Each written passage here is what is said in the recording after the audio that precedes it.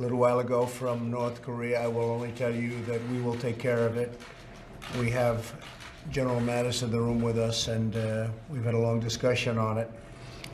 It is a situation that we will handle. With that being said, Chuck Schumer and Nancy Pelosi did not show up for our meeting today. I'm not really that surprised. We have a lot of differences. They're weak on crime. They're weak on illegal immigration. They want the illegal folks to come pouring into our border, and a lot of problems are being caused, although we've stopped it to a large extent, as much as you can without the wall, which we're going to get. They, before this meeting and before this missile launch, they've been weak on military in terms of spending. Very hard to get for military. They want it for a lot of other things, but the military is always secondary to them. The military, to me, is number one. We won't be here without our powerful military, and we're building it up stronger, bigger, better than ever before, and General Mattis can testify to that. And the other thing, they want tax increases, and we want major tax decreases. So they decided not to show up. They've been all talk, and they've been no action. And now it's even worse. Now it's not even talk. So they're not showing up for the meeting. I will say this, in light of the missile launch, probably they'll be here fairly quickly, or at least discussions will start taking place fairly quickly. I think that we're in a very good position in terms of the meeting we just had over at the Capitol with the Republican senators. It was outstanding. I think we have tremendous support. I was just informed by Mitch that we had a unanimous vote from the Republican side, at least. We had a unanimous vote on the tax bill, and it goes now the next step, and I think we're going to get it passed. I think it's going to pass, and it's going to be very popular. It's going to have lots of adjustments before it ends, but the end result would be a very, very massive, the largest in the history of our country, tax cut, and lots of good things are going to happen, including the bringing back to our country of, it probably will end up being over $4 trillion, money offshore that's stagnant, that companies, and they're just not able to bring it back. So I think it's going to be a number over $4 trillion. Corporate will be able to compete now against the world. If you look at China, if you look at so many other countries, you look at many of the countries, China's at 15%.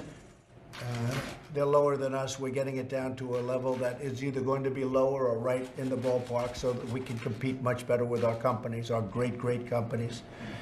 And that means jobs, and it means lots of other things. I'm very happy to see that the consumer confidence level is just about the highest it's ever been. In fact, I don't want to make any mistakes in front of the press because you'll get me on it, but to the best of my knowledge, it's the highest it's ever been. Consumer confidence has been setting records. They have confidence in the people leading their country.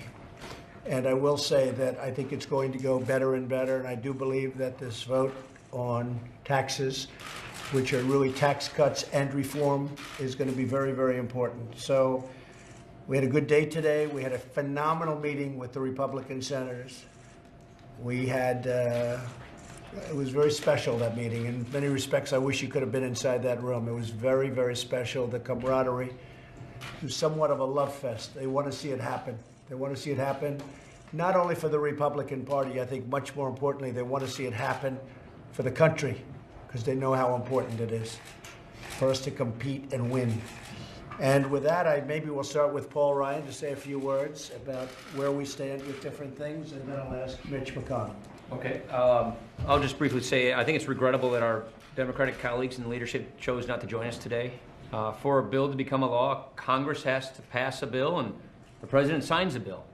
That means Congress and the White House always negotiate legislation. We have important work to do. We have big deadlines to meet. We have a military in need of our support, and that work needs to happen now. And I just think it's very regrettable that our Democratic colleagues in leadership chose to not participate, because we have to negotiate these bills to get this work done for the people we represent, and especially to help our military with these difficult situations we have. And I just hope that our friends in leadership on the other side of the aisle will choose to participate so we can get people's work done. Thank you. Mr. President, I was just saying, I've been in this position under a couple of previous presidents. I can't recall ever turning down an opportunity to go down to the White House.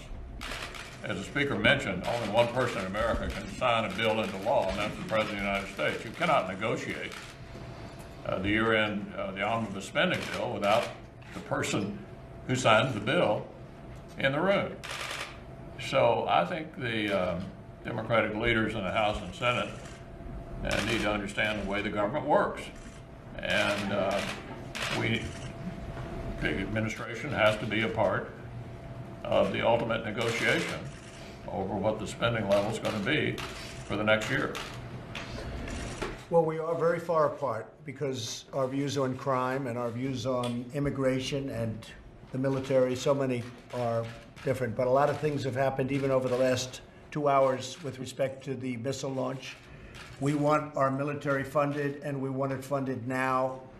It's going to be bigger, better, stronger, it already is, than ever before.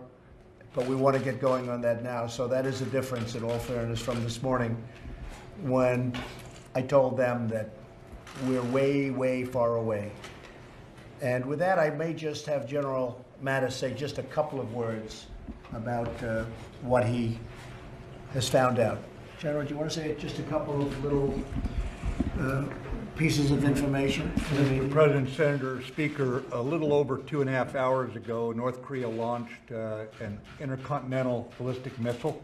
It went higher, frankly, than any previous shot they've taken. It's a research and development effort on their part to continue building ballistic missiles that could threaten everywhere in the world, basically. And in response, the South Koreans have fired some pinpoint missiles out into the water to make certain North Korea understands that they could be taken under fire by our ally. But the bottom line is it's a continued effort to build a threat, a ballistic missile threat that endangers world peace, regional peace, and certainly the United States. Thank you, General, and we will take care of that situation. Thank you all very much. I appreciate it. Thank you. Thank you. North Korea, these missile launches today, does it change anything about your basic approach to dealing with them? Nothing changed. Nothing changed. We have a very serious approach, and nothing changed. We take it very seriously. Do you believe there may be government Mr. President? Would you blame Democrats if that happens? Would you blame If that Democrats? happens, I would absolutely blame the Democrats. If it happens, it's going to be over illegals pouring into the country, crime pouring into the country, no border wall, which everybody wants. I got elected partially because of a border wall. You look at the military, we want strong funding for the military. They don't. So many things. As an example, they want high taxes. We want cut taxes. We're going to cut taxes. We're going to reform. We're going to simplify. They want high taxes. We want low taxes. So there's a lot of big differences. So we'll see what happens as to shutdown. We'll see.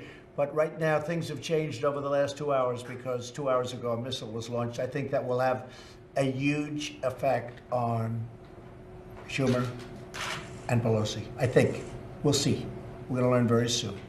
They should be calling immediately and say, we want to see you, but probably they won't because nothing to them is important other than raising taxes.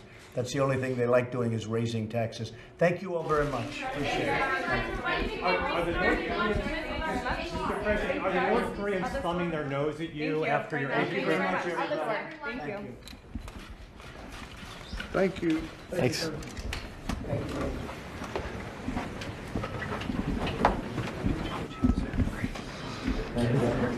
Here, all right, say you need to talk.